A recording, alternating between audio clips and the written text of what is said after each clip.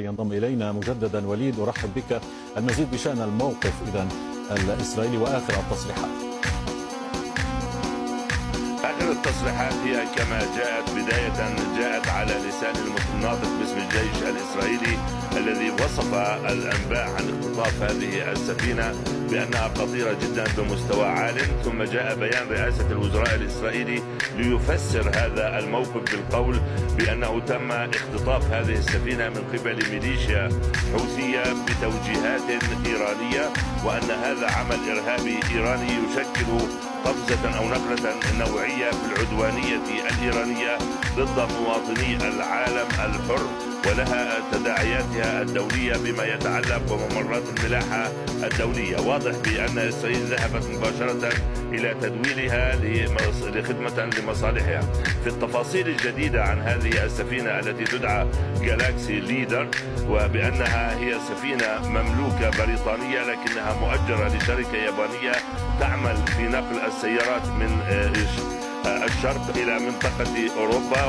وكانت قد عائدة من تركيا إلى الهند وألقيت أو اختطفت في جنوب اليمن. والمعلومات غير الرسمية في إسرائيل تقول بأن عملية الاستيلاء أو السيطرة عليها تمت من خلال عملية إنزال بطائرة هليكوبتر، أي بمعنى أنه تم الاستيلاء عليها هناك. هذا الموقف الإسرائيلي الذي يتكرر بهذا الخصوص، يحاول أن يتم تسويق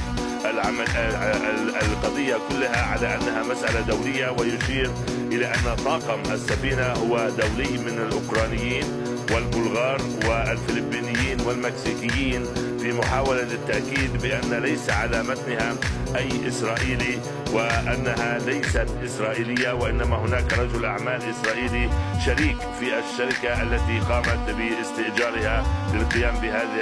بهذا العمل. المسألة الثانية عند الإسرائيليين هو محاولة التركيز، وهو ما جاء عليه بيان رئاسة الوزراء، على ممرات الملاحة الدولية، بمعنى أن إسرائيل قد تدفع الآن باتجاه أن تكون هناك حماية حتى للممرات التي تسلكها السفن التي تأتي أو تذهب إلى إسرائيل أو مملوكة لإسرائيليين. والأمر الثالث، واضح بأن إسرائيل بعد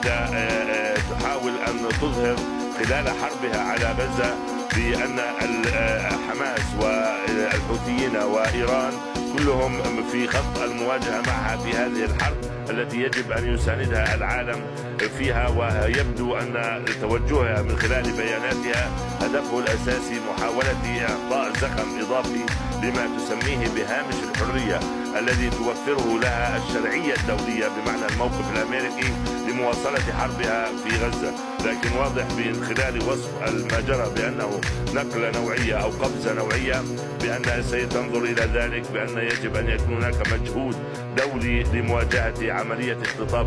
هذه السفينة، وهو ما يؤكده بالذات مسألة التأكيد على أنها ليست إسرائيلية، وأن ليس على متنها إسرائيليين، وأنها لم تكن قادمة ولا ذاهبة من إسرائيل، وإنما خرجت من تركيا عبر البحر الأحمر في طريقها إلى الهند، وهي تعمل في نقل السيارات من الشرق إلى أوروبا، وأنها بالأساس هي سفينة بريطانية ولكنها مؤجرة إلى شركة يابانية.